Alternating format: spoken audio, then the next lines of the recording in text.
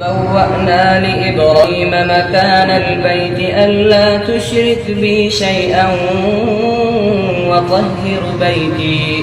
وطهر بيتي للطائفين والقائمين والركع السجود وأذن في الناس بالحج يأتوك رجالا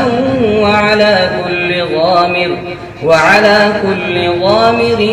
يأتين من كل فج عميق ليشهدوا منافع لهم ويذكروا اسم الله في أيام معلومات على ما رزقهم من بهيمة الأنعام فكلوا منها وأطعموا البائس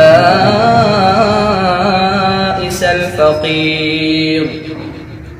ثم ليقضوا تفثهم وليوفوا نذورهم وليطوفوا بالبيت العتيق ذلك ومن يعظم حرمات الله فهو خير له عند ربه وأحلت لكم الأنعام إلا ما يتلى عليكم فاجتنبوا الرجس من الأوثان واجتنبوا قول الزور حنفاء لله غير مشركين به ومن يشرك بالله فكأنما خر من السماء فتخطفه الطير أو تهوي به الريح في مكان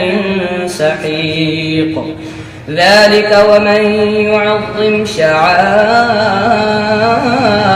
الله فإنها من تقوى القلوب لكم فيها منافع إلى أجل مسمى